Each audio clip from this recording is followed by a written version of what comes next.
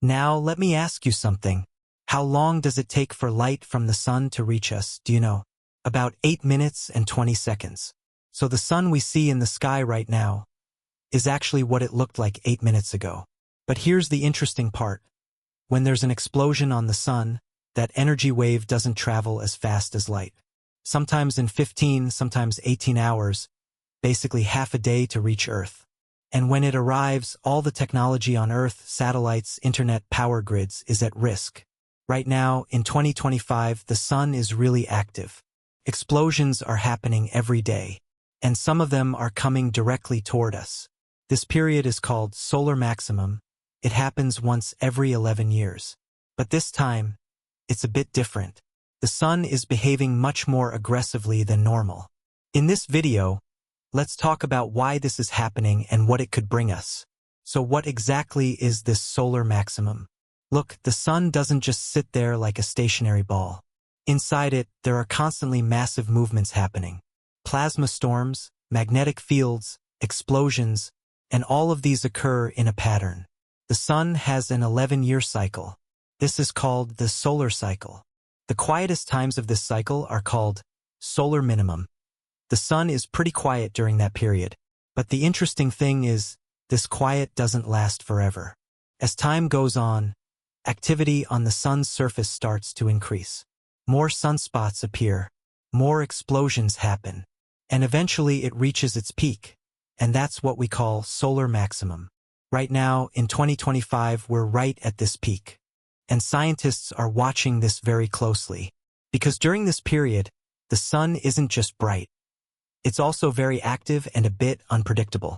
So what exactly is happening on the sun? We're talking about explosions, but what kind of event is this? There are two main types of events. One is a solar flare. The other is a coronal mass ejection. They call it CME for short. A solar flare is a massive energy explosion that happens on the sun's surface. X-rays, gamma rays, high-energy photons shoot into space. This travels at the speed of light, so it reaches Earth in 8 minutes and 20 seconds. But the really dangerous ones are CMEs. In a CME, the sun literally throws a piece of itself into space.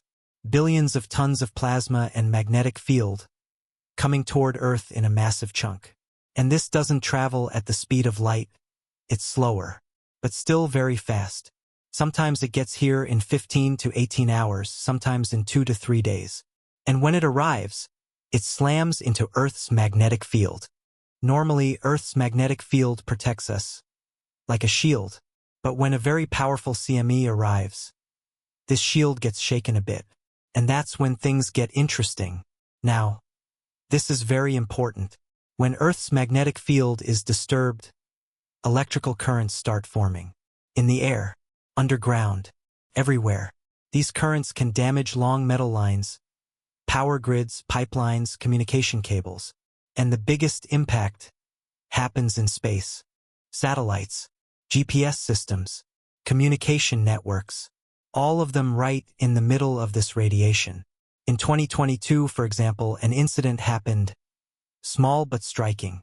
SpaceX launched 49 new satellites for the Starlink network. But right at that moment, a small solar storm hit. And you know what happened? 40 satellites burned up in the atmosphere, lost immediately.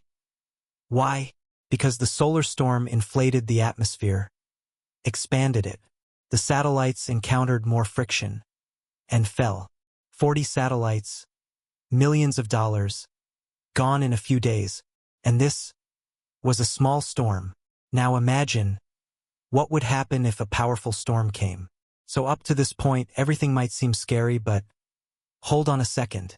It's not all bad, because solar storms have a side effect, a very beautiful side effect. Aurora, the northern lights, those incredible green, purple, red lights normally only seen at the poles. During solar maximum, they come much further south. In May 2024, for example, aurora footage came from northern Turkey. People were shocked. How is this possible? They said. But that's the effect of solar maximum. Charged particles from the sun interact with Earth's magnetic field. They collide with oxygen and nitrogen atoms in the atmosphere. and they emit light. Green from oxygen, purple and red from nitrogen. Of course, this isn't just a beautiful light show. This is also a sign of how fragile Earth's energy infrastructure is. Now let's go back a bit. September. One night, strange things started happening worldwide. Telegraph lines began working without electricity. Some operators got electric shocks. Papers caught fire. When people woke up in the morning, the sky was red. Aurora was even seen in Cuba, in the Caribbean, in Mexico. This event is called the Carrington event, the most powerful solar storm ever recorded. And think about this. Technology back then was very basic. There was the telegraph. That's it. Now imagine what would happen if the same event occurred today. Power grids could collapse. This wouldn't work. Satellites would be damaged. Internet would go down. Airplane radars would malfunction. Banks couldn't process transactions. Some scientists estimate that if such an event happened today, the economic damage could be in the trillions of dollars. And worst of all, recovery could take months. But I have to say this, something like that won't happen tomorrow. A Carrington-level storm is very rare, but small effects are happening every day. GPS drift, radio blackouts, satellite malfunctions. All of these are results of the sun's current activity. So what are scientists doing about this? They're watching constantly. NASA has a satellite called the Solar Dynamics Observatory. It's imaging the sun second by second. NOAA makes predictions with the Space Weather Prediction Center. When a solar flare happens, they calculate how many hours until it reaches Earth. And there are warning systems. Airlines are informed. Power companies take precautions. Satellite operators put their systems into protective mode. So, we're prepared. But of course, we can't control everything. Because the sun is unpredictable.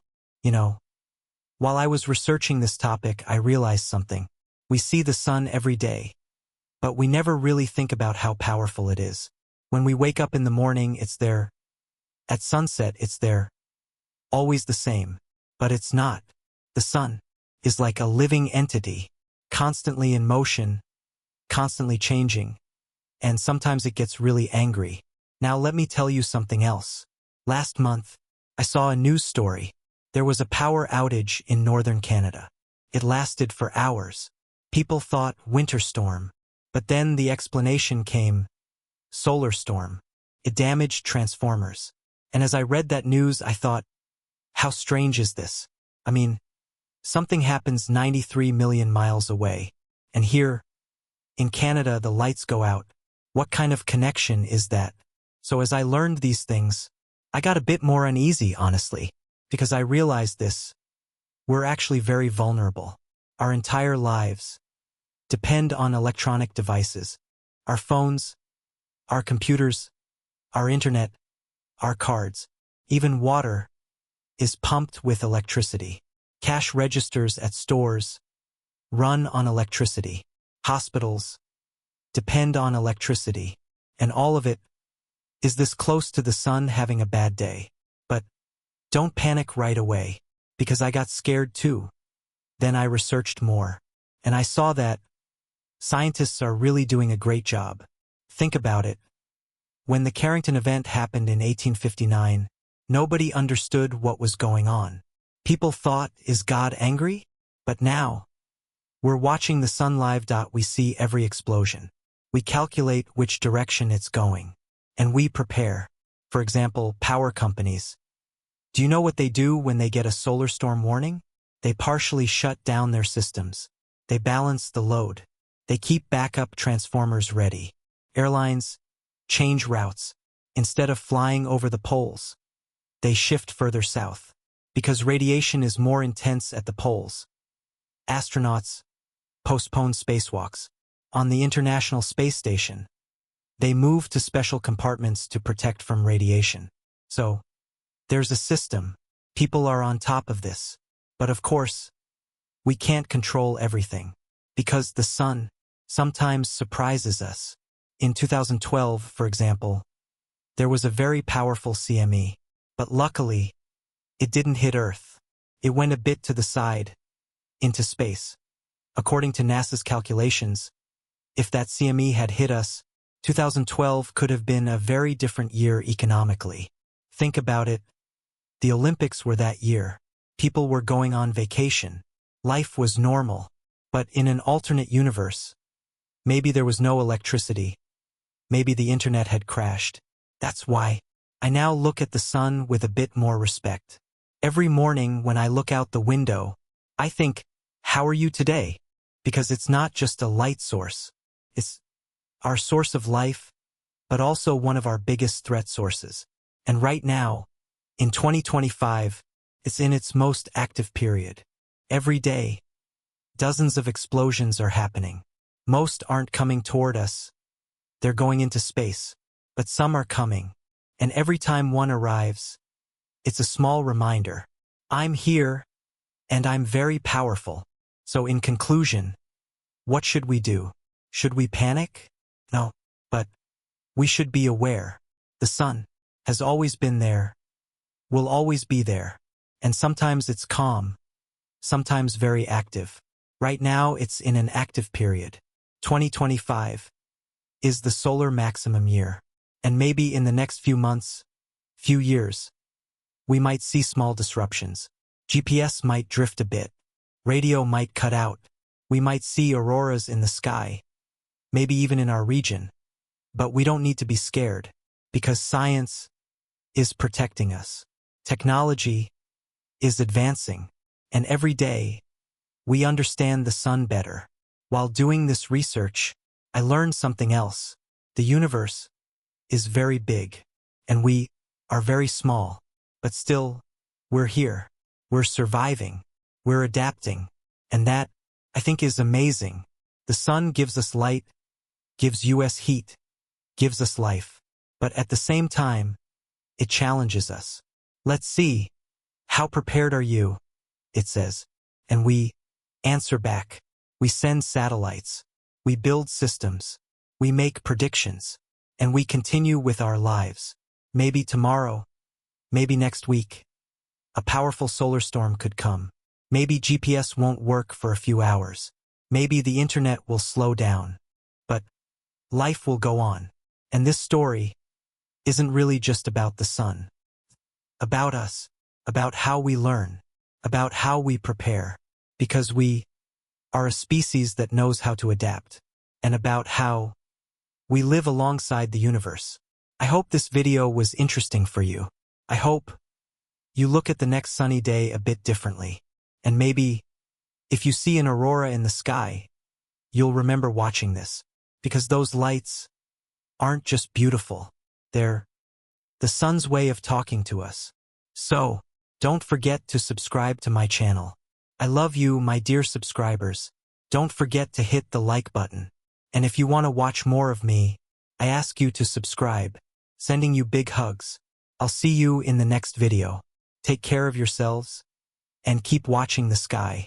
Goodbye.